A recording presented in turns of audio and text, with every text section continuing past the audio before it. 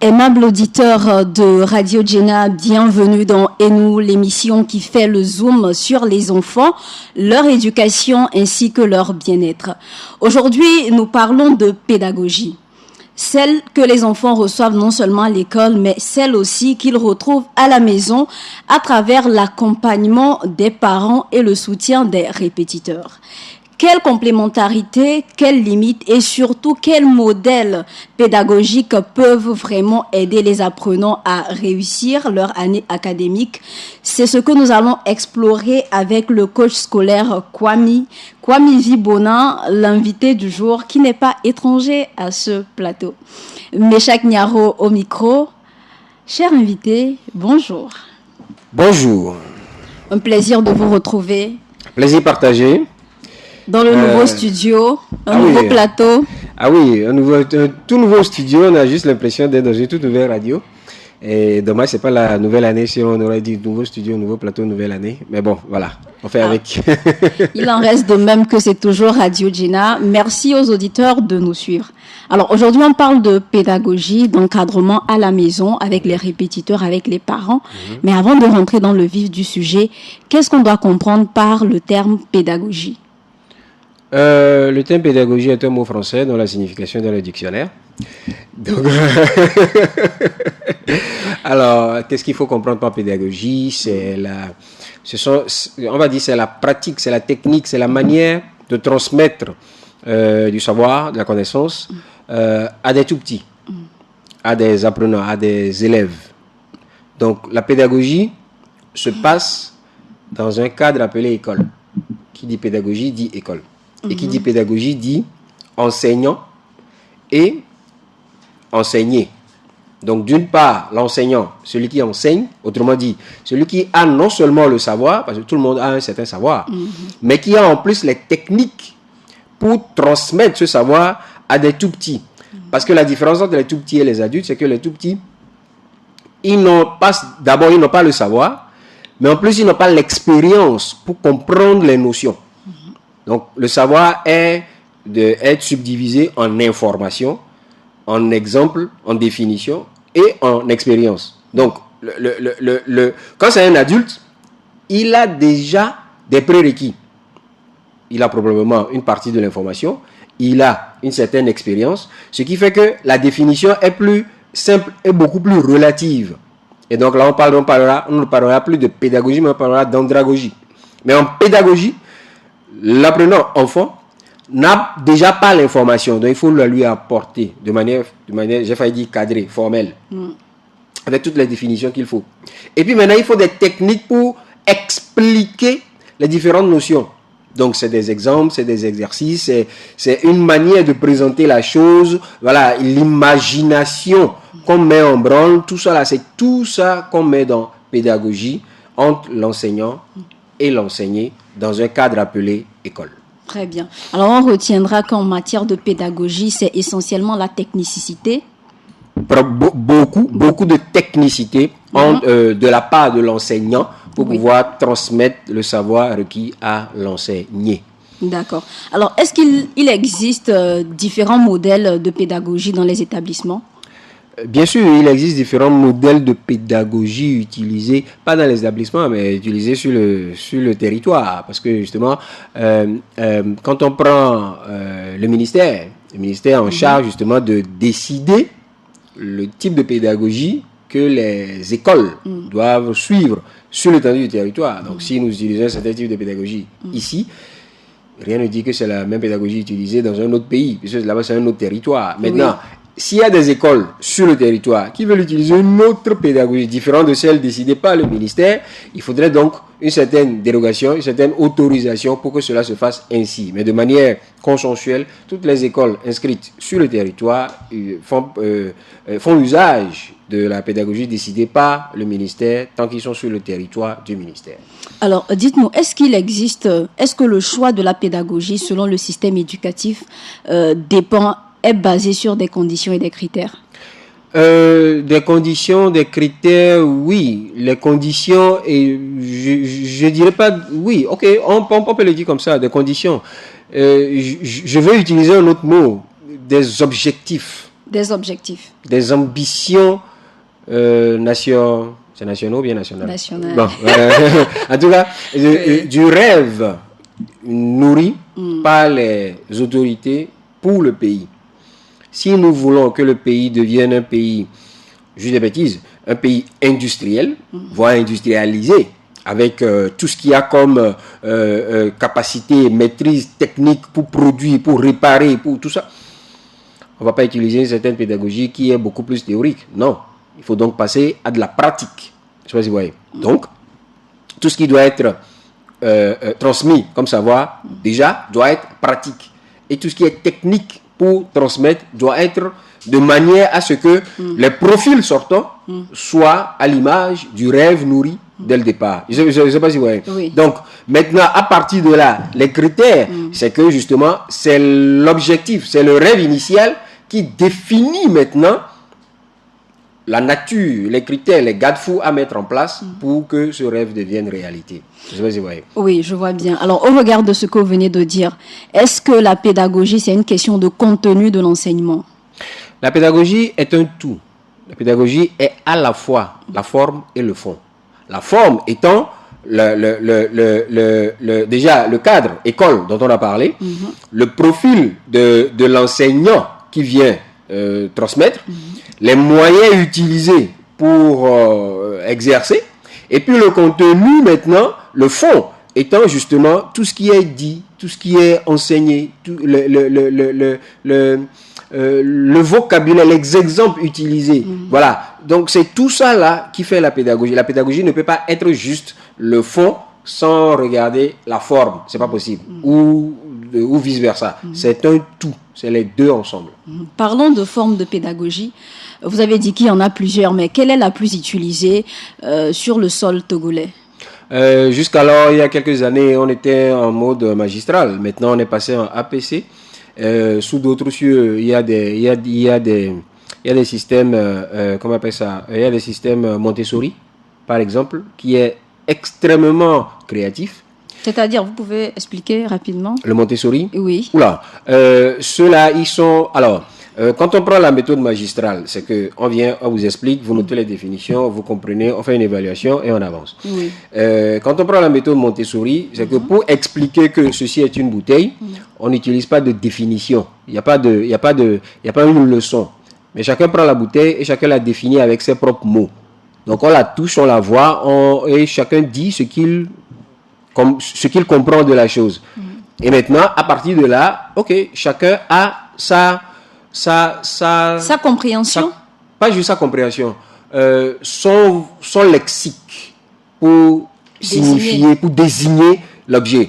Ok. Et à partir de là, quand on vous dit, ok, prenez l'objet utilisé hier pour produire tel résultat, tout le monde y va. Donc, il n'y a pas une centralisation des notions. Chacun utilise sa créativité, son imagination pour s'accaparer des notions transmises. Je ne sais pas si vous voyez. Contrairement à la notion magistrale où c'est centralisé. Ok, ceci est une bouteille. Tout le monde a compris, oui. La bouteille, c'est l'élément, c'est un contenant dans lequel on peut mettre tel ou tel contenu à usage privé, commercial, tout ce que vous voulez. Voilà. Donc, ok, on a compris, voilà, évaluation. Qu'est-ce qu'une bouteille? Il faut dire ce qui a été demandé. Je ne sais pas si vous voyez. Il faut dire ce qui a été expliqué, ce qui a été enseigné. En Montessori, c'est pas ça. Chacun y va de ce qu'il a compris. Et puis, on évolue avec ça. Du coup, il y a une flexibilité dans la chose. Je donne l'exemple de Montessori. Les types, c'est non-stop, c'est carrément illimité. Dans des pays scandinaves, dans les pays anglo-saxons, ils ont différents types de pédagogie qu'ils utilisent. Voilà, c'est ça. D'accord. Alors, parlons de la pédagogie magistrale, celle qui est la plus utilisée dans la sous-région. Est-ce que vous pensez qu'elle est adaptée aux réalités de nos pays? C'est parce qu'au départ, elle était adaptée qu'on l'a instaurée. Ah, peut-être la question, c'est est-ce qu'elle est toujours adaptée? Voilà. Alors, est-ce qu'elle est toujours adaptée? Oui. Il y a un temps, je m'étais insurgé, mais alors la traitais fortement contre cette pédagogie. Mais force est de constater que on ne peut pas jeter totalement l'eau du bébé et le bébé. Il faut faire attention. La pédagogie magistrale a ça de particulier que nous sommes des pays nous sommes des pays francophones, où nous avons nous avons des habitudes. Et ces habitudes, on ne peut pas les changer du jour au lendemain. Qu'on le veuille ou non, il faut s'exprimer. La preuve, on est là. Or, la capacité de l'individu à comprendre ce qui lui est dit est proportionnelle à j'ai failli dire, au lexique, et c'est ça le bon mot, au lexique linguistique de l'individu. Si je ne connais pas le mot micro, lorsque vous me dites, là où je suis assis maintenant, vous me dites, redressez votre micro, je vais vous regarder des yeux, tu parles de quoi? Parce que je ne sais pas de quoi il s'agit. Je ne sais pas si vous voyez. Oui. La méthode magistrale a ça de bien, qu'il faut avoir un lexique, un bagage linguistique important pour comprendre et maîtriser les notions enseignées. Et les notions enseignées, il y en a beaucoup. Donc, ça veut dire qu'il faut avoir un certain bagage pour tout comprendre. En tout cas, pour comprendre le maximum. Un vocabulaire riche? Un vocabulaire riche. Quand je dis bagage linguistique, justement, ceux qui n'ont pas de vocabulaire riche n'auront pas compris que c'est de vocabulaire riche dont je parle. Oui. Voilà. Oui. Mais le truc qui se passe aujourd'hui, c'est que quand on parle de développement national, c'est qu'il y a quand même un certain niveau d'industrialisation de ces nations-là. Les pays développés, ce sont des pays industrialisés. Oui. Et l'industrie est beaucoup plus basée sur la technicité, sur la pratique, sur l'usage de l'ingénierie, du génie humain. Le génie humain, on pense que voilà, c'est ceux qui travaillent tout le temps dans les usines, sont en train de fabriquer, donc pas besoin de vocabulaire linguistique, oui et non. Oui, pas besoin d'être un savant, un érudit, voilà, avec tous les mots vite fait. Mais il faut quand même arriver à expliquer ce qu'on est en train de faire. Et il faut comprendre les instructions données. Je ne sais pas si vous voyez. Donc, il y a un minimum vital à avoir dans le monde industrialisé pour pouvoir s'en sortir. Mais ce minimum vital est quand même, je vais oser le dire, ce minimum vital est quand même en deçà, bien en dessous du bagage linguistique nécessité dans un monde où la pédagogie est magistrale. Donc, en termes plus légers, ce que je veux dire, c'est que si vous avez un enfant qui lit beaucoup, il sera à l'aise dans le monde magistral. Et ce qu'on a toujours fait jusqu'alors, ça va pour lui. Ok? Mais si vous avez un enfant qui n'aime pas lire, il faut quand même le forcer à lire un peu. Parce que même s'il doit aller dans le monde technique, même s'il va devenir un industriel, même s'il va devenir un fabricant, même s'il doit devenir celui qui travaille avec ses mains, il faut quand même qu'il puisse communiquer.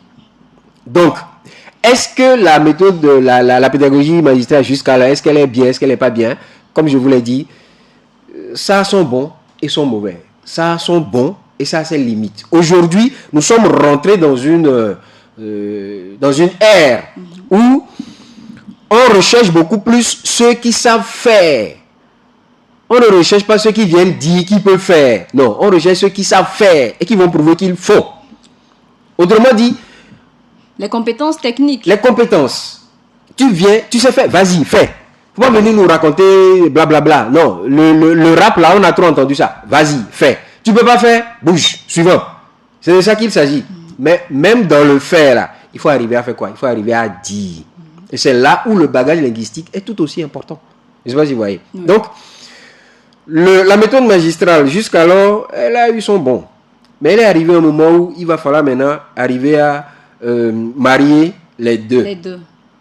L'APC qui est arrivé, voilà, justement, ça a son bon, mais ça a ses limites aussi. Donc, il faut arriver à jumeler les deux. Dans un monde où tout le monde n'est pas sur le même pied d'égalité. Ce n'est pas tous les apprenants qui sont nés pour être de bons communicants. Mais ce n'est pas tous les apprenants, ce n'est pas tous les enfants qui sont nés pour devenir des techniciens. Il faut qu'il y ait certains qui expliquent et il faut qu'il y ait certains qui font avec les doigts, qui fabriquent tout le temps. Ceux qui fabriquent ont tendance à ne pas tout le temps savoir utiliser, trouver les bons mots pour dire ce qu'ils sont en train de faire, ce qu'ils veulent faire ou ce qu'ils ont dans la tête. Ceux qui bavardent là, bon, ils bavardent à longueur de journée et ils ne font rien. Ils vont te dire après qu'ils vont faire, après ils vont te redire qu'ils vont refaire, et ainsi de suite. Bon, si on peut mettre les deux ensemble, le pays irait bien. Voilà. Alors, on va, je crois, fermer momentanément la parenthèse sur la question de pédagogie magistrale à l'école. Nous allons faire un petit détour à la maison. Parce qu'une fois avoir quitté l'école, on vient à la maison et généralement, il y a un encadrement, il y a un suivi qui est fait à la maison, que ce soit avec les parents ou avec les répétiteurs. Alors, est-ce que vous pensez que les parents, le suivi qui se fait à la maison, s'aligne avec la pédagogie enseignée à l'école? Alors, ça, j'ai failli dire c'est une question piège. Question piège parce que les parents qui écoutent, ils vont dire, bon, ok, il faut nous dire. Oh, moi, je suis parent, donc je ne vais pas me tirer une balle sur le pied, mais je me mets une balle au pied. Ça, on est d'accord. Mais bon, vous donnez votre avis en tant que coach scolaire. En tant que coach, oui. Que dire? La question, c'est est-ce que les parents arrivent à s'aligner sur la pédagogie de l'école? Oui. Celle enseignée à l'école? Non. Non. Non. Non, parce que d'abord, beaucoup de parents ne viennent pas s'enquérir de ce qui se passe à l'école. Donc, ils ne savent pas les techniques utilisées, déjà l'évaluation qui est faite, comment est-ce que les notes sont... Ils ne savent pas. Ils ne savent pas. Je le dis, moi-même, je suis parent, je sais ce que c'est. On n'a pas le temps, on n'est pas là. Quand vous prenez 10 parents, vous en avez, on va être gentil, vous en avez 4 qui... Ça, c'est gentil. 4. On est gentil. Okay. Vous en avez 4 qui sont à même de comprendre les différences, les améliorations, les changements dans les programmes, dans les systèmes, tout ça. Mais ils sont occupés. Les 6 autres, je vais le dire simplement, ils n'ont pas le niveau pour comprendre. Soit ils ne sont pas allés à l'école, soit ils se sont arrêtés trop tôt, soit il y a des blocages, il y a des facteurs qui font qu'ils ne peuvent pas comprendre. Et ils ne viennent pas. Aux réunions de parents d'élèves. Ils ne viennent pas à l'école. Je ne peux pas les réunions, ils ne viennent pas à l'école. L'école a commencé, ça fait 2 semaines. Il y a des parents qui n'ont pas encore mis les pieds à l'école. On voyait l'enfant. On attend les résultats en juin. C'est tout. C'est tout. Il y en a même, bon, ceux qui ont payé, n'ont pas payé, je ne sais pas, mais en tout cas, ils ne viennent pas. Or, quand vous ne venez pas, vous ne pouvez pas savoir ce qui se passe dans la classe. Vous ne pouvez pas savoir la vision de l'école et de l'enseignant. Et vous ne pouvez pas savoir le profil de l'enseignant face à votre enfant. Je parle de profil pour mettre ensemble et la personnalité et la capacité, les compétences de l'enseignant, le technicien enseignant. Vous ne pouvez pas connaître tout ça. Vu que vous n'êtes pas là. Vu que vous ne visitez pas. Du coup, le suivi ne se fait pas de la même manière. Le parent n'est pas là. Il y a quel suivi? Il n'y a pas de suivi. À la maison, il y a 2 choses. Numéro 1, est-ce que tu as appris tes leçons? C'est la question que tous les parents posent systématiquement. Est-ce que tu as appris tes leçons? Et quand on prend les parents qui sont de la vieille école, on a parlé de changement. Eux, ils sont de l'ancienne méthode.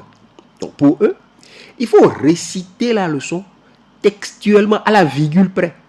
Donc, le parent qui veut contrôler éventuellement ce que l'enfant fait, il va s'attendre à ce que l'enfant récite la leçon textuellement.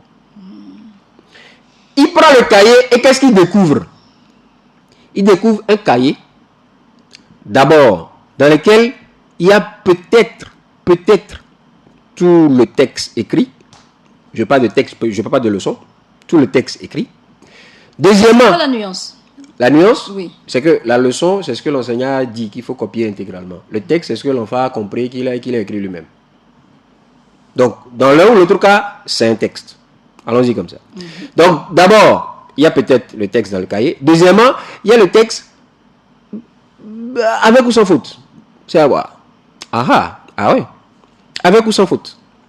Et troisièmement, c'est-à-dire, il n'y a même pas de texte. Bon, ok, le cahier est là. Il y a peut-être...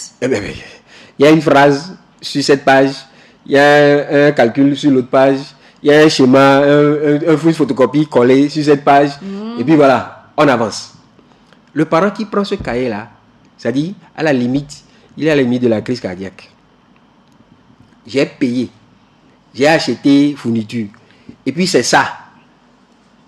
S'il est un ancien, un vieux, comme nous là, c'est-à-dire que l'enfant, s'il est proche là, il a déjà reçu 2 baffes, direct. C'est quelqu'un qui a ça.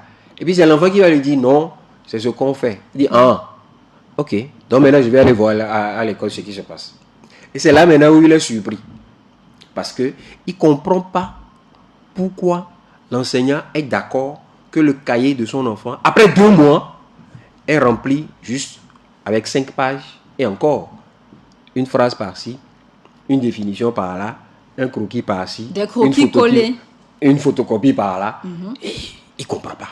Parce que pour lui, après tout ce temps, il devrait y avoir au moins 35 pages pleines de leçons écrites avec des définitions et le bic rouge, le bic bleu, le bic vert et tout ça à gauche, à droite. C'est compliqué pour lui de comprendre qu'il y a eu du changement. Le changement aujourd'hui, c'est que, comme je disais tantôt, la méthode magistrale est mise de côté. Et l'enfant doit créer lui-même.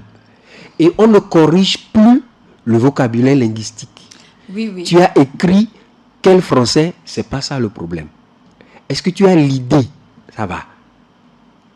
Qu'est-ce que vous en pensez? Là, tu vas m'emmener quelque part. Non, c'est juste un simple avis. C'est pas bon. Ok. C'est pas bon.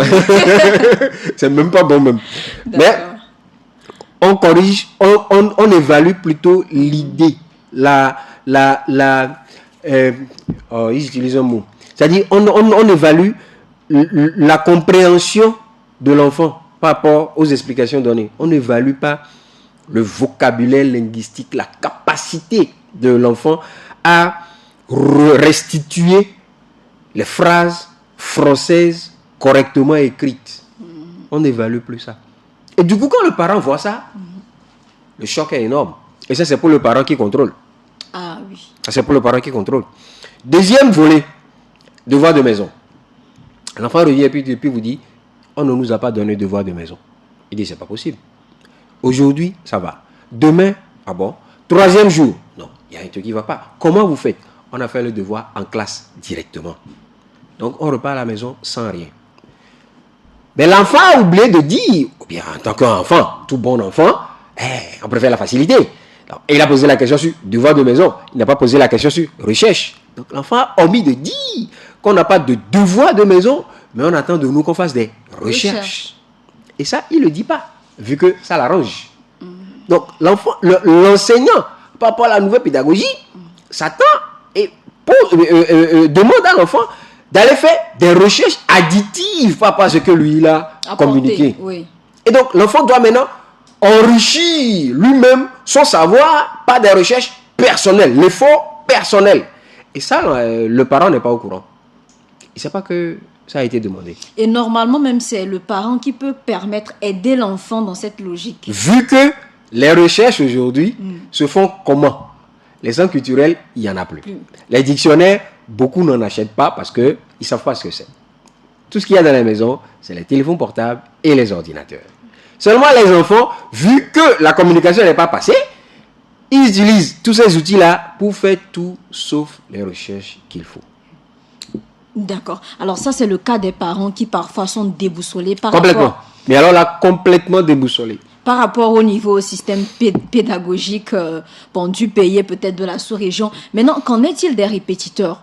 Vu que pour la plupart, vu que pour la plupart, ce sont des enseignants ou des personnes qui, quand même, ont un certain niveau, qui côtoient le milieu éducatif, est-ce que ce qu'ils apportent aux enfants s'aligne ou complète ce qui est fait à l'école? Je suis coach Kwame Bonner et je fais du coaching scolaire. Et tous ceux qui me connaissent savent qu'à faire des répétitions, là, je ne suis pas d'accord. Il ne veut pas. Moi, là, il dit non. Mais bon, comme ce n'est pas de mon ressort de mettre du sable dans le gari des gens, parlons-en. Le soutien scolaire, ça c'est la bonne appellation. Les répétiteurs, là, ça c'est un truc, j'ai failli dire c'est un argot. Voilà. Le soutien scolaire, par définition, c'est d'aider, vous voyez bien le mot, c'est d'aider un apprenant à améliorer sa performance scolaire à travers une meilleure compréhension, une meilleure maîtrise de certaines techniques d'apprentissage. Ok? Donc, le soutien scolaire peut se baser, ou bien le soutien scolaire peut se concentrer sur soit un défaut de compréhension de ce qui a été expliqué en classe, ou un déficit de mémorisation ou de concentration, ou comment on appelle ça? Un déficit, une mauvaise compréhension de soi-même, son profil de perception sensorielle. Le profil de perception sensorielle, c'est que voilà, tout le monde, nous avons 5 sens et chacun utilise un ou plusieurs sens pour assimiler, pour acquérir les informations autour de lui. Des sens dominants. Donc, il y a certains qui sont visuels, et c'est ce qu'ils voient, qu'ils enregistrent, d'autres sont audio, d'autres sont kinesthésiques, d'autres sont, comment on appelle ça, olfactifs, d'autres sont gustatifs, voilà, ça dépend. Le soutien scolaire doit travailler sur tout ça et s'assurer que le déficit, là où, l'axe sur lequel l'enfant a un souci, on l'aide à améliorer ses performances scolaires sur cet axe-là. Donc, un enfant qui n'arrive pas à mémoriser, il apprend, mais il oublie. C'est qu'il faut voir maintenant comment est-ce qu'il apprend. Quelles sont les conditions dans lesquelles il apprend. Et comment l'aider à mieux mémoriser ce qu'il a appris. Donc, par quel canal il va alimenter son cerveau pour que ce qu'il assimile, ce qu'il acquiert, puisse être enregistré. Est-ce que c'est pas à la vue? Est-ce que c'est pas l'ouïe? Est-ce que c'est... Voilà, etc., etc. Donc ça requiert des prédispositions, des prérequis techniques non négociables à la base. Ça fait un.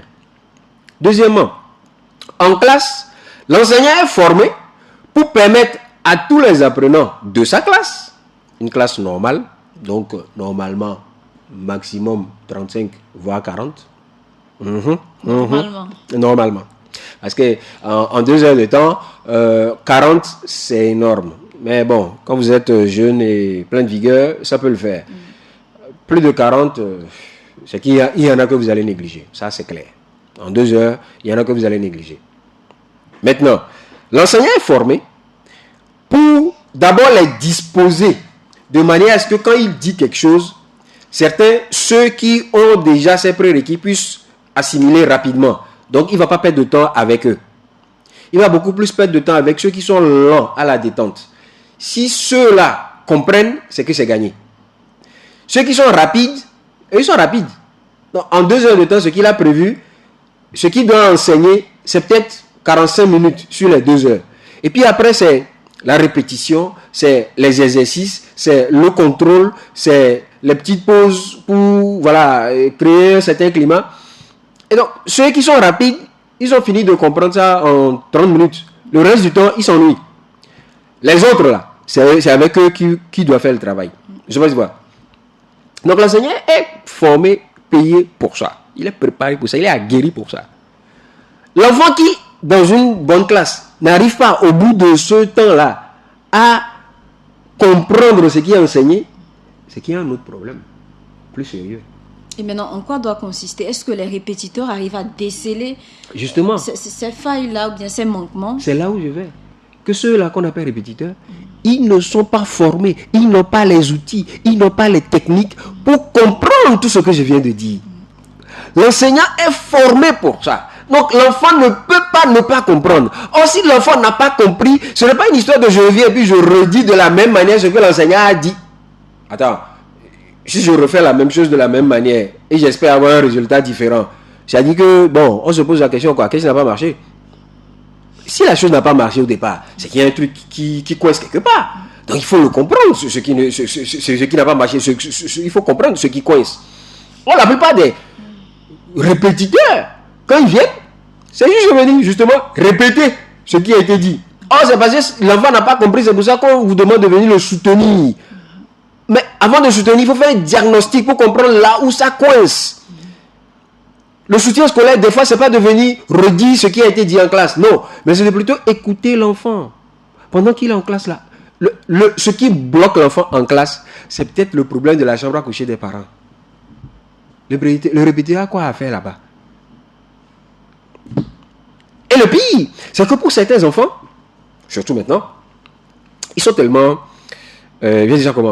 Ils sont tellement confortables et à l'aise avec tout ce qui est facile. Dès que le répétiteur vient, ils sont contents. Ils savent qu'avec le répétiteur, il va trouver les bonnes réponses.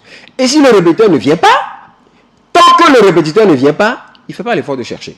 D'accord. Alors, à ce niveau, est-ce que peut-être ce n'est pas d'enseigner ou bien de renforcer les capacités des répétiteurs sur l'approche pédagogique telle qu'enseignée aux enseignants que d'être dans la logique de répéter les mêmes mots qui ont été dits en classe? Alors, je disais tantôt que une classe, l'effectif idéal dans une classe idéale ne devrait pas dépasser un certain nombre. Oui. Mais il se passe que, bon, voilà, nous savons un peu ce qui se passe sur le terrain. Et si vous avez, et là encore je reviens à ce que je disais tantôt, lorsque le parent est présent dans la cour de l'école, il sait que l'effectif des classes de l'école où il a inscrit son enfant dépasse l'idéal. Et donc, idéalement encore, il va demander à l'enseignant de la classe de venir aider son enfant en privé à la maison, oui. Pour que en classe, ce qu'il n'a pas pu éventuellement faire avec lui, qu'il puisse le faire à la maison, pour que l'enfant puisse rehausser son niveau et ne pas subir décalage. On va dire là, bon, c'est vrai que négligence est trop fort, hein, le décalage. Je subis le décalage en classe par rapport à l'effectif. Oui. Et ça encore, c'est que tous ces préalables-là sont là et le parent est présent, il a vu, il a fait une analyse et il a pris la décision. L'idéal dans ce cas-là, c'est l'enseignant de la classe de l'enfant. Donc c'est une bonne méthode. C'est une bonne méthode dans ce cas-là, vu qu'il sait ce qu'il fait. D'accord. Et il sait que dans la classe, il n'a pas le temps pour lui là. Donc quand il s'occupe des autres, quand il vient sur lui, il dit, bon, toi je sais qu'on va se voir à la maison, fais ça en attendant. Et puis il s'occupe des autres. Il n'a pas négligé, mais c'est juste qu'il a reporté, vu qu'ils ont un autre rendez-vous après. Et au finish, tout le monde va avoir, en tout cas, eux tous seront sur le même pied d'égalité en termes de traitement pédagogique. Je ne sais pas si vous voyez. Dans ce cas-là, ça va. Maintenant, le cas où on va prendre quelqu'un d'autre là. C'est là-bas qu'on ne s'aligne plus. On ne s'aligne plus. Vu que celui qui vient, d'abord, il ne sait même pas l'école où l'enfant est inscrit. Maintenant, il ne sait pas ce qui se passe dans la classe. Un bon répétiteur, quelqu'un qui est, je suppose que vous êtes peut-être le voisin ou bien le membre, vous êtes ensemble à l'église et puis on dit, bon, ok, viens aider mon enfant en maths et physique. La première chose à faire, c'est d'aller visiter l'école où l'enfant est inscrit, de rencontrer l'enseignant, de discuter avec lui, comment ça se passe, qu'est-ce que tu utilises comme technique, comment est-ce que tu fais les évaluations, pour que je puisse savoir, parce que l'enfant ne peut pas te donner toutes les informations, tu vas voir juste une feuille, il a eu 6 sur 20, d'accord, mais qu'est-ce qui s'est passé pour qu'il ait 6 sur 20, comment s'est passé le cours, qu'est-ce qu'il a compris, quels étaient les blocages, tu ne sais pas, l'enfant va dire, je n'ai pas compris, je n'ai rien compris, d'accord, je n'ai rien compris là, qu'est-ce qu'il y a dedans? Donc, les cours de répétition et de soutien à la maison, que ce soit avec les parents et les répétiteurs, doit aller au-delà des sessions d'apprentissage. C'est un contrat tripartite. Le répétiteur, le parent et l'école. L'enfant est au milieu. Le répétiteur, le parent et l'école. C'est un contrat qu'ils se font. Et tout le monde doit être au courant de ce que tout le monde fait pour le bien de l'enfant. Ce n'est pas un travail solo que tu viens faire dans la cour de la maison avec l'enfant 2 fois par semaine et puis à la fin du mois, tu prends ton jet. Ce n'est pas de ça qu'il s'agit. C'est un gros travail. Mais c'est un travail scientifique. C'est pour ça que je suis contre ce qui se fait sur le terrain. Parce que ce n'est pas régulé, ce n'est pas contrôlé, ce n'est pas harmonisé, ce n'est pas normalisé. Et ça crée beaucoup plus de dégâts que prévu. Oui. Parce qu'on ne s'aligne pas sur la même méthode. Ceux qui sont là, beaucoup sont des amateurs qui font plus de mal que de bien. Et les enfants, vous avez des enfants qui viennent, qui disent non, c'est pas ce que le répétiteur m'a dit. Et l'enseignant se fâche, et le répétiteur se fâche. On a vu des situations où l'enseignant est obligé de venir à la maison pour rencontrer le soi-disant répétiteur, pour comprendre pourquoi est-ce que ceci et cela. Ah oui. Et le parent qui est là au milieu, il dit, bon, attends, qu'est-ce qui se passe? Je vous paye tous les deux, mais pourquoi tu vas payer 2 personnes pour ton enfant? Pourquoi? Je sais pas si vous voyez. Non, voilà, il y a des choses qui se passent. Et donc, le travail de soutien scolaire, c'est un travail pédagogique, mais c'est un travail... C'est-à-dire, on dit soutien. Tu ne peux pas soutenir si toi-même tu n'es pas fort. Tu ne peux pas soutenir quelque chose si toi-même tu n'es pas fort. Si tu es faible, c'est que, bon, en fait, c'est plutôt toi qui as besoin de soutien. Voilà. Or, tu ne peux pas soutenir quelque chose qui est déjà droit. le système tel qu'il est, il est droit. Or, pour que ça faille, pour que ça tombe, pour qu'il y ait besoin de soutien, c'est qu'il y a des préalables. Donc, il faut aller voir si les préalables... Voilà, il faut aller voir si les lacunes là sont réelles avant maintenant de voir si le soutien peut venir. Et quel soutien? Il faut bien choisir le soutien pour que ça fasse vraiment son travail de soutien, pour que le résultat soit positif, à la hauteur de ce qu'on voulait. Voilà. Justement, parlons de soutien. De quelle manière on peut s'assurer que l'approche pédagogique qui est enseignée à l'école est la même qui est peut-être répétée ou complétée, que ce soit avec le parent ou le répétiteur? Mais la première, le gros du travail revient aux parents. C'est le parent qui est au centre de tout ça. Donc, parce que c'est lui qui embauche, c'est lui qui inscrit son enfant, c'est lui qui embauche le spécialiste de soutien scolaire. Donc, c'est lui qui décide. Donc, c'est lui qui sait. La première chose à faire, c'est d'aller à l'école, d'aller visiter l'école, d'aller poser des questions à l'école. Le parent a le droit de poser toutes sortes de questions respectueuses, toutes sortes de questions, et l'école a le devoir de répondre. Le parent a le droit de demander, il a le droit d'avoir toutes les informations. Il a inscrit son enfant, vous devez tout lui donner comme information. Mais les écoles ne le disent pas parce que les parents ne sont pas curieux. D'abord, ils ne sont même pas là. Et ceux qui sont là ne sont même pas curieux. Ils viennent poser les enfants, bon allez, débrouillez-vous avec eux, nous on est parti. Attends. Oh, vous ne pouvez pas espérer que l'enfant évolue si vous-même vous n'êtes pas curieux, pas parce qu'il se passe dans l'école avec l'enfant. Il y a de ces enfants qui viennent et qui sont brutalisés par les autres. Oui. L'enfant est intelligent.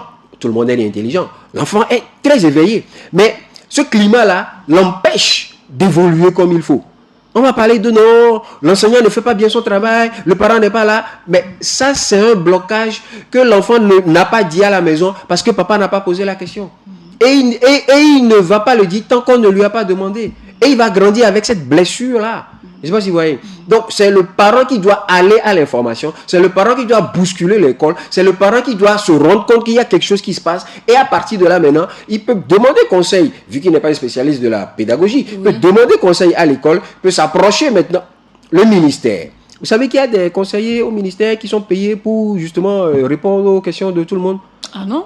Pas informé. Allez-y, allez. Les inspecteurs ne sont pas juste là pour faire le tour des écoles. Ils sont là pour répondre aux questions des parents. Les associations de parents d'élèves doivent aller vers les inspecteurs de chaque direction, poser des questions, réclamer des informations, demander, déposer des doléances. Et s'ils n'ont pas réponse, directement au cabinet du ministère pour signaler quelque, je sais pas, négligence ou quoi que ce soit. Puisque c'est eux les premiers acteurs. C'est eux les premiers clients. Les consommateurs, c'est les enfants, c'est les parents qui sont les premiers clients. Donc, tout ce dont on parle là, tout ce qu'on dit là, c'est les parents qui doivent aller qui doivent fouiller à la recherche des informations. Qu'est-ce qui se passe? Comment ça se passe? Qu'est-ce qui manque? Qu'est-ce qu'on peut faire? Comment ça doit se faire? Qui peut le faire? Allez chercher les informations. Allez poser les questions. Si vous posez les questions, on ne vous répond pas, tapez plus haut, cherchez plus haut. Parce que les enfants, eux, ils sont là et ils consomment. Et ils ne consomment que ce qu'on leur donne. Voilà. Alors, après avoir fait ce travail de recherche d'information, quels sont les indicateurs qui pourraient prouver ou révéler que effectivement l'approche utilisée à l'école est la même que celle utilisée à la maison? Pour que l'approche, pour qu'il y ait un équilibre entre les deux, c'est que d'abord, le parent comprend. Et je l'ai dit tantôt, sur 10, il y en a peu qui ont la capacité de comprendre.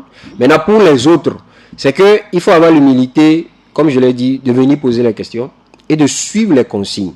C'est ça, là où c'est grave. Beaucoup de parents ne suivent pas les consignes.